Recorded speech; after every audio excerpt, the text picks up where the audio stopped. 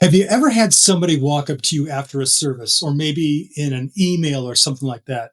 Hey, say, Pastor, I've got a great idea for a new ministry. And everything inside of you is thinking, oh no, here we go again. Maybe you come up with this idea. What about this potential new ministry opportunity?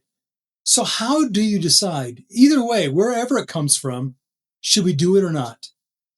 On the surface, it may not seem all that complicated. You're just considering this new ministry opportunity and should we consider how this fits into our mission, vision, and values? And oh, yeah, of course, what impact will this have on our desired church culture? And so you can kind of just shove these three together, see where they overlap. And if it does fit, you just go, yes. Well, maybe we need to go a little bit deeper than that. Of course, not only with prayer, but also asking what I call the five most important questions a pastor should ask before starting a new ministry. So in this video, I'm going to give you those five questions. And they're clear, they're biblical, they are culture identity questions that can help you discern and discuss with others objectively whether this new ministry opportunity is something that's going to, let's say, move you forward in your disciple making purposes, or whether it's just going to become another program that actually might compete with your disciple making purpose. And by the way, these questions are drawn straight from Navigators Church Ministries, what we call the core characteristics of a disciple making culture. And you can find these characteristics by clicking the link in the description below. And one more thing, I'm going to give you a bonus at the end. It's one more question, and it's a question that many pastors will forget to ask, but it actually might be the most important one of all. All right, so let's jump right in. Question number one is what I call the mission advancing question. All right, this is how it goes. Will this new ministry advance our mission, vision, and values? I can tell you there's only going to be two answers to this question. No or maybe. And of course, that question will be easier to answer if you know with great clarity exactly what your mission, vision, values are. If your mission is something like this, to glorify God by making disciples of all nations, well, you can immediately see if there is a link between this new ministry and that mission. Or do you find yourself and the person who is proposing this ministry needing to make several assumptions and maybe several logical leaps to match that ministry opportunity to your mission, vision, values? Well, then maybe that's a no. But there will be many times when the answer is maybe, and that's when it's time to go on to the next question.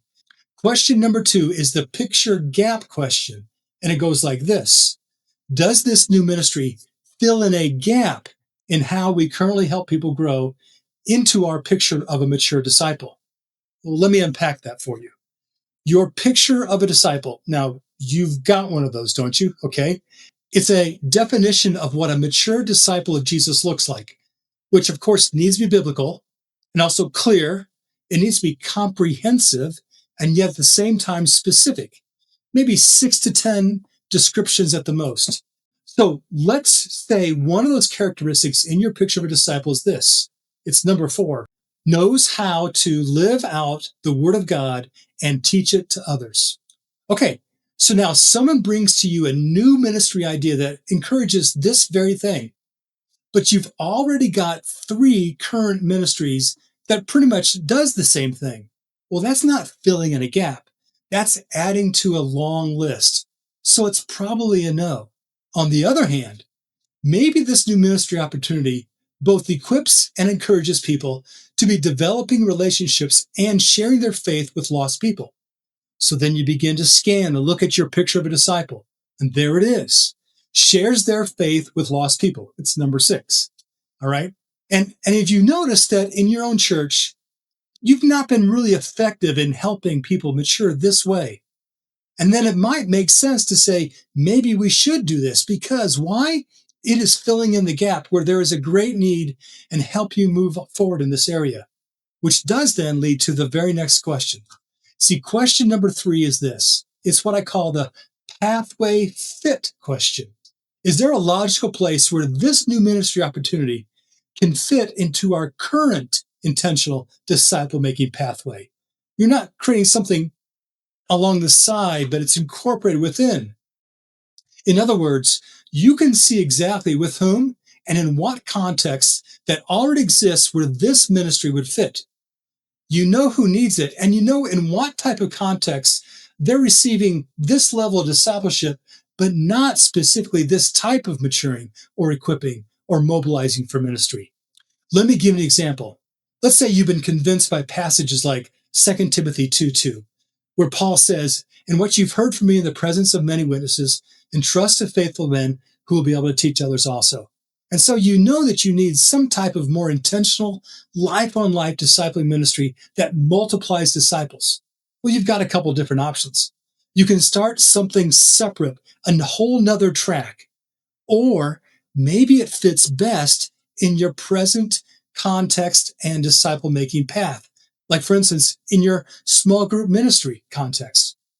See, if you have small groups, then hopefully you have someone who's already investing in your small group leaders. But if they begin to be more intentional to not only model and challenge this life on life discipling, then this can multiply, and your small group leaders could then begin to do it in their context with the relationships that they already have. In this way, you've not started a new ministry outside of your pathway, but you've brought something new and intentional within the existing structure. This leads to question number 4, which is the practitioner multiplication question. That's a mouthful. Will this help multiply disciple makers? More and more and more disciple making practitioners. Will that be the result? Will that take place within the context of this new ministry opportunity? Another way of saying that is this. Will this further equip the saints for the work of ministry? Or will it be something that is staff dependent or only the gifted dependent? You see, most likely there is another church that has tried or is currently using this ministry opportunity. Does it have a history and a pattern where people are maturing, where they're moving from being served to serving others? And eventually they begin to lead and disciple others in this context. And so there's this natural flow expectation that that's what disciples do. Then it's passed that test. And then you can move on to question number 5. And that is the progress faithfulness question. Will there be a way to measure and celebrate faithfulness within this new ministry opportunity? If there's not, then it's probably not yet clear on what this new ministry opportunity is really trying to accomplish, both internally in people's hearts, but also externally, seeing faith in action. Now, what I don't mean is that every ministry has to have immediate fruit. I mean, in reality, many missionaries have experienced little fruit in particularly unreached people groups, but we're still called to make disciples of all nations. But what I'm saying is this, is that you should be able to have some way of measuring faithfulness and celebrating it. If not, then maybe you need to go back to some of the earlier questions with this question in mind and see if that won't help refine what this ministry is actually supposed to accomplish. Okay, now, those are the 5 questions, but I promised you a bonus question. I call this question the yes and no question. If we say yes to this, what are we going to say no to? You see, I doubt if there's a church in America that has too few ministries. Most have too many. So if you're convinced that this new ministry opportunity is something that must be added, then something must be subtracted. Then maybe take a look at maybe 2 or 3 current ministries that you have that immediately come to mind that should possibly go on the chopping block. Now, this is what you do with them. Walk those 2 or 3 ministries through these same 5 questions as if they're brand new ministry opportunities. Would they pass the test? Would you say yes? You might actually find yourself saying no to more than one of those. Now, on a side note, when you add and consequently subtract ministries, people are going to notice. And certainly the ones who care deeply about the ones that are on the chopping block.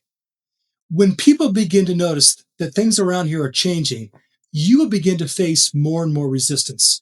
So if you want to know more about how to shepherd people who resist change, check out this video.